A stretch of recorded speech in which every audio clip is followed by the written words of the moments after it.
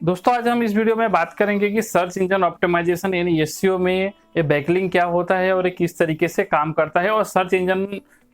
हमारे वेबसाइट के search engine में रैंकिंग में कितना इंपॉर्टेंट रोल प्ले करता है, कितना अहमियत रखता है वो, और ये किस तरीके से काम करता है। नेचुरल बैकलिंक क्या होता है, अननेचुरल बैकलिंक क्या होता है, गुड बैकलिंक क्या होता है, बैड बैकलिंक क्या होता है। आज हम इस पे पूरा डिटेल में बात करेंगे। दोस्तों मेरा नाम संदीप मौर्य है। मैं वेबसाइट, वेब होस्टिंग और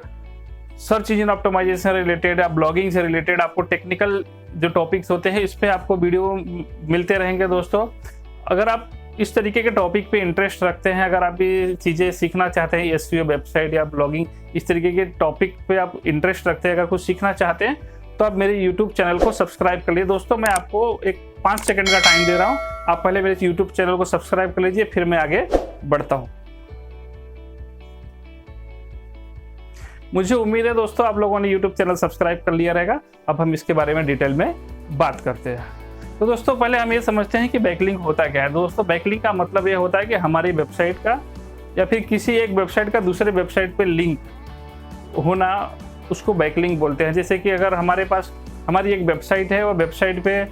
हमारे वेबसाइट का जो एक लिंक है वो लिंक हो सकता है कि अन्य किसी 2, 4, 10, 20, 100, 50 वेबसाइट पे जाकर के वो लिंक वहाँ पे पड़ी हो और वहाँ से लिंक कोई भी यूजर क्लिक करता है तो क्लिक करने के बाद में वो बैकलिंक हमारे वेबसाइट पे ट्रांसफ़र होता है। वो क्लिक करके यूजर हमारे वेबसाइट पे आता है तो उसको हम बैकलिंक बोलते हैं। लेकिन बैकलिंक में भी दोस्तों उसमें 2-3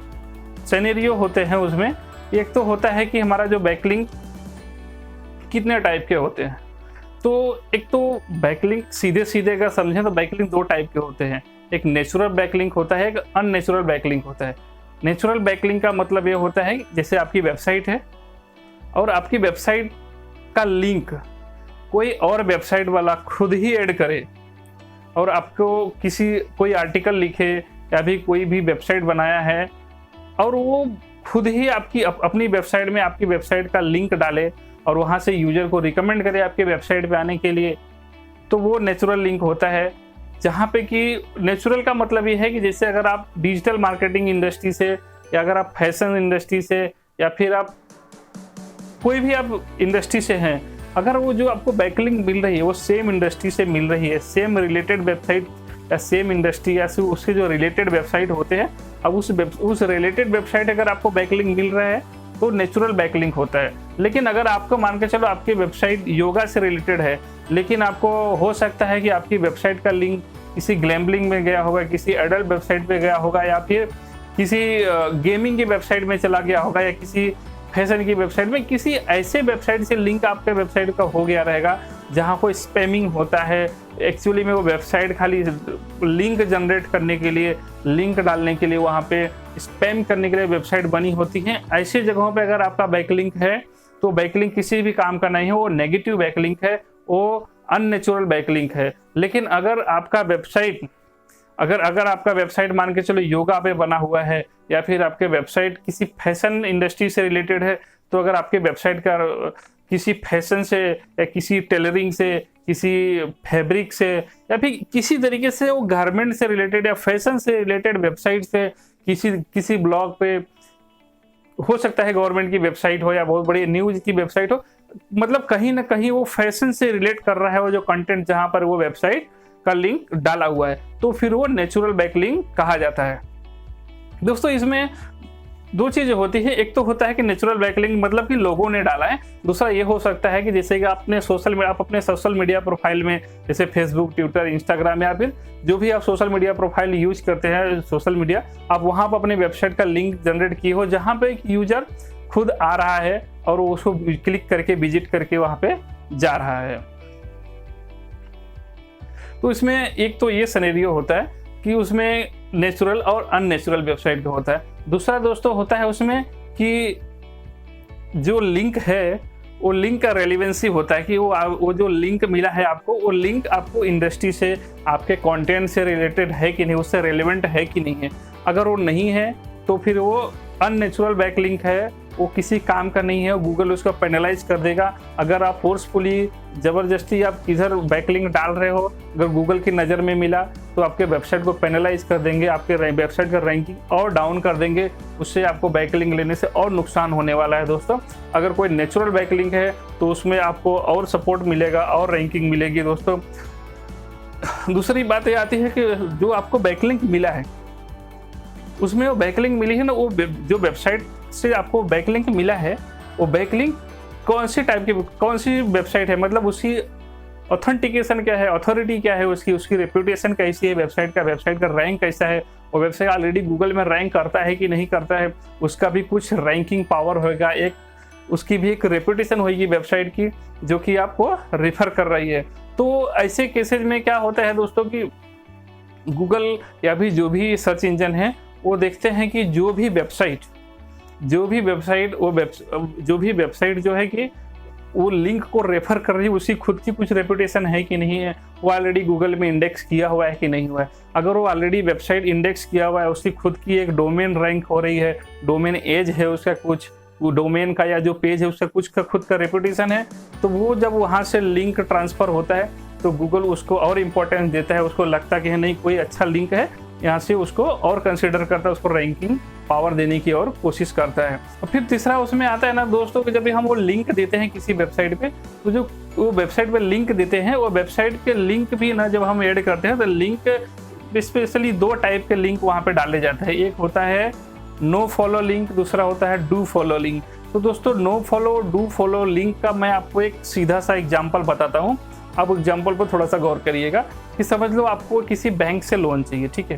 आपको किसी बैंक से लोन चाहिए, आप किसी कॉर्पोरेटर के पास जाते हुए, किसी ऐसे आप अपने जो रेप्यूटेड पर्सन है, आपका जो भी भरोसेमंद इंसान है जिसको आपको मालूम है कि वो जा करके अपना काम करवा लेगा, या हो सकता है कि आपका कोई बहुत बड़ा पहचान वाला इंसान होएगा जिससे आप जा करके बोल रहे हो कि भाई आप बैंक में थोड़ा सा मुझे कुछ सोर्स लगा दो, आप मुझे थोड़ा सा एक रेफरेंस दे दो ताकि वो मुझे लोन पास हो जाए। तो उसमें उस सिनेरियो में क्या होता है, हो सकता है वो पर्सन को आप तो अच्छी तरीके से जानते हो लेकिन वो बंदा हो सकता है आपको न जानना हो, पर्सनली आपको नहीं जानता होगा, आप उसके पास जाओगे तो हो सकता है वो उसका एक अथॉरिटी एक रेपुटेशन था, वो आपको ना नहीं बोला, उसने आपको लिंक दे दिया, लिंक मतलब वो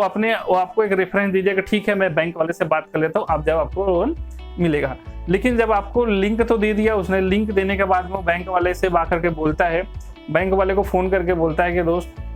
एक आदमी आया था, मैंने उसको बैंक में लोन देने के लिए उसको आपको रिकमेंड कर रहा हूँ, अब उसको लोन देना, लेकिन देखो मैं बंदे को नहीं जानता हूँ, उसका मुझे बोल रहे ट्रस्ट मुझे कम है, उसके बारे में अच्छी तरीके से नहीं जानता हूँ, आप अपने हिसाब से जो आपका डॉक्यूमेंटेशन है या फिर जो आपकी रिस्पॉन्सिबिलिटी है उसका जो भी करना है, आप मेरे भरोसे पे उसको लोन मत देना, आप अपना जो भी है आप देख लेना, मैं उसको केवल रेफरेंस दे रहा हूँ, उसने मेरे पास आया था, मैंने उसको बोला कि हाँ ठीक है मैं बोल देता हूँ, आप अपने हिसाब से सब कुछ चेक कर लेना, देख लेना, उसके बाद में आप उसको लोन देना या फिर मत देना।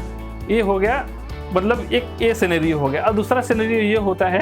कि जैसे कि मान लो कि सर आपके पास कोई एक इंसान आता है, बोलता है भाई मुझे बैंक में लोन दिलवा दो,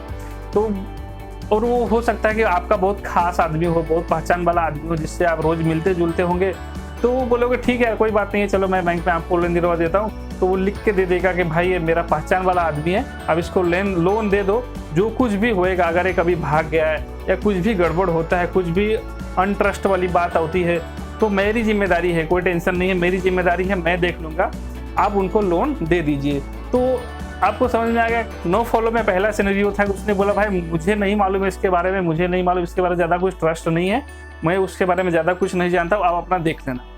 और दूसरे सिनेरियो में डू फॉलो लिंक जो होता है, डू फॉलो का यही होता है कि वो बोलता है कि भाई हाँ ये वेबसाइट, मतलब जहाँ से वो रेफर हो रहा है, तो वो गूगल को भी लगता है कि भाई ये जब ये जो डू फॉलो करते हैं उसको लगता है कि भाई ये वेबसाइट का रेपुटेशन अच्छा है, वेबसाइट बोल रहा है कि आप इनको फॉलो करिए, ये वेबसाइट अच्छा है, इसकी रेपुटेशन अच्छी है वेबसाइट की, आप इसको रैंक करा सकते हो, इसको इंडेक्स करा सकते हो, इसको रैंकिंग दे सकते हो। फिर उसमें एक और सिनेरियो होता है बैकलिंक्स में कि जैसे भी कोई भी वेबसाइट है उसकी एक रैंकिंग होती है, एक रैंकिंग पावर होती है, अथॉरिटी होती है। जब हमें कोई भी वेबसाइट से जो लिंक होता है, अगर हम वो लिंक उनकी वेबसाइट है जो रेप्यूटेड वेबसाइट है जिसकी ऑलरेडी कुछ रैंकिंग है और वो ऑलरेडी गूगल में रैंक कर रहा है, वहाँ पे बहुत सारे ट्रैफिक आते हैं, तो वहाँ पे जब हमारी वेबसाइट का लिंक पड़ा हुआ है तो वहाँ पे क्या होता है कि जब वहाँ से हमारे वेबसाइट का कोई जब लिंक हमारी वेबसाइट को वहाँ पे पड़ा है, वहाँ से जब हमारी वेबसाइट पर रेफर होता है तो उसकी जो अथॉरिटी होती है, मान के चलो उसकी अथॉरिटी 100% है, 100 है, नंबर 100 है, तो उसमें जब वो हमारे लिंक जब वहाँ से क्लिक करके हमारे वेबसाइट पर ट्रांसफ़र होता है ना, तो उसकी जो अथॉरिटी है या लिंक जूस बोलते हैं, जो लिंक जूस होती है ना, उसका मान के चलो 10 या 20 पॉइंट मुझे भी ट्रांसफ़र हो जाता है, हमारी वेबसाइट को भी ट्रांसफ़र हो जाता है। वो मतलब ऐसे ही मान के चलो, अगर ऐसी अच्छी रिप्यूटेड वेबसाइट जो होती है, वो रिप्यूटेड वेबसाइट मान के चलो 20 वेबसाइट रिप्यूटेड वेबसाइट है, अगर उनसे 10-10 पॉइंट भी मिला तो मुझे 200 पॉइंट मिला, मतलब मुझे मेरी वेबसाइट का रैंकिंग हो सकता है। लेकिन आपको एक चीज़ हमेशा ध्यान रखना है कि जिस वेबसाइट में ट्रैफिक अच्छा आता है और जिस वेबसाइट की रिप्यूटेशन अच्छा है, वो वेबसाइट से लिंक आए तो अच्छा है, नहीं आप 100 वेबसाइट पे लिंक डाल दो, उससे कुछ मतलब नहीं है। लेकिन अगर आपके पास एक भी क्वालिटी बैकलिंक है, आपकी वेबसाइट का भी एक भी क्वालिटी बैकलिंक है, जहां से हो सकता है आपको 150 ट्रैफिक, 1000-2000 ट्रैफिक रोज मिल रहे हैं, लोग वहां से रेफर हो रहे हैं, आपको लिंक जूस जो भी आपको ट्रांसफर हो रहा है, तो आपको 1000 फालतू बैकलिंक से तो बेटर है कि आपको एक वेबसाइट का एक ही लिंक मिल गया जहां से 100-200 ट्रैफिक रोज आ रही है, वो जेन्युइन ट्रैफिक आ रही है, तो बैकलिंक अच्छा होता है। और मैं आपको एक और सिनेरियो बताता हूँ बैकलिंक का, कि दोस्तों अगर मैं एक आपको एग्जांपल बता रहा हूं कि जिससे मान के चलो कि आपको डिजिटल मार्केटिंग के बारे में आपने गूगल में कुछ सर्च किया, ठीक है, आपने डिजिटल मार्केटिंग के बारे में कुछ गूगल में सर्च किया और सर्च करके आप डिजिटल मार्केटिंग की वेबसाइट पे चले गए, ठीक है, आप वहां पे पढ़ रहे हो, कुछ भी कर रहे हो, उसके बाद में क्या हुआ, पढ़ते पढ़ते नीचे गए, नीचे वहां पे रीड मोर लिखा था या भी किसी तरीके से लिंक दिया हुआ था, और वो लिंक फिर क्लिक करने पर हो सकता है आप किसी गैम्बलिंग की वेबसाइट पे चले गए, गैम्बलिंग की वेबसाइट पे चले गए, तो आप बोलोगे अरे मैं तो डिजिटल मार्केटिंग के बारे में पढ़ रहा था और मैं गैम्बलिंग की वेबसाइट के, आप तुरंत 1 सेकंड के अंदर फिर बैक आओगे, बोलोगे वो शायद कुछ मिस्टेक हो गया। तो मतलब क्या, मतलब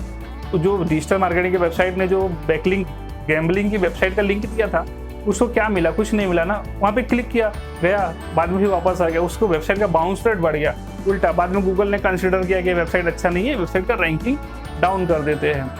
तो इसी तरीके से गूगल का जो भी मैकेनिज्म है वो काम करता है दोस्तों। तो मतलब इतना समझिए कि बैकलिंक काम करता है, ये मैं भी मानता हूँ कि बैकलिंक काम कर रहा है, सब लोग मान रहे हैं कि बैकलिंक काम करता है, बैकलिंक का कॉन्सेप्ट भी आपको समझ में आ गया कि बैकलिंक किस तरीके से काम करता है। लेकिन दोस्तों बैकलिंक काम तभी करेगा जब आपने जो वेबसाइट पे आर्टिकल लिखा है, जो भी कंटेंट लिखा है, वो यूजर जो भी गूगल में सर्च कर रहे हैं या फिर आपकी वेबसाइट में कोई भी यूजर आ रहा है, कोई क्वेरी लेके आ रहा है, कोई प्रॉब्लम लेके आ रहा है, अगर प्रॉब्लम उसका सॉल्व हो रहा है, अगर आपका उसका जो यूजर है उसका प्रॉब्लम सॉल्व हो रहा है, कंटेंट में आपकी कुछ क्वालिटी है, वो कुछ वैल्यू प्रोवाइड कर रहा है, तो ये सब चीज़ें ठीक है, बैकलिंक भी काम करेगा, रेफरेंस भी काम करेगा, सब कुछ काम करेगा। लेकिन अगर आपकी वेबसाइट में कुछ क्वालिटी ही नहीं है, आपने कंटेंट में कुछ है ही नहीं, कुछ आपने कुछ ऐसी चीज़ें यूजर को प्रोवाइड नहीं किया जिससे को जो क्वेरी थी वो सॉल्व हो पाई या फिर उसका जो भी प्रॉब्लम था वो सॉल्व हो पाया, तो फिर वो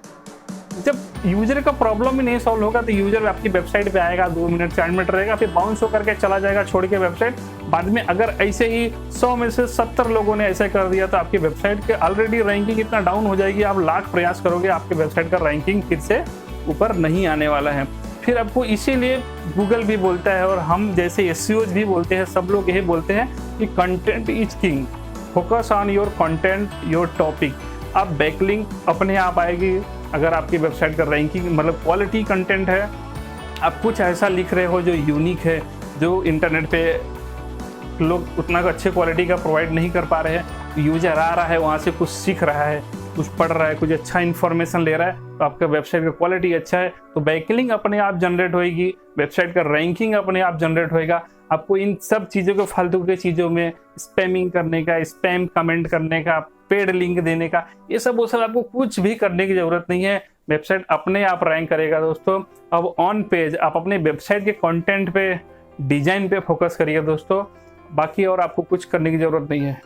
मुझे उम्मीद है दोस्तों कि आप लोगों के बैकलिंक का कॉन्सेप्ट समझ में आ गया रहेगा। आगे आने वाली वीडियो में हम ये बात करेंगे कि बैकलिंक एक बातें करेंगे, एक वीडियो, 2-3 वीडियो और आएंगे जिसमें आपको बताऊंगा मैं कि बैकलिंक किस तरीके से क्रिएट करते हैं, कहाँ पे जाकर क्रिएट करते हैं, कैसे चेक करते हैं कि कौन सी क्वालिटी बैकलिंक है, कौन सी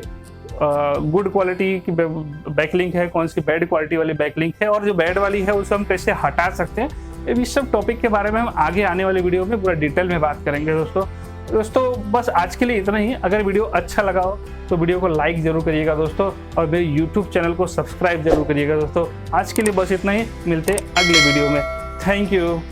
दोस्तों।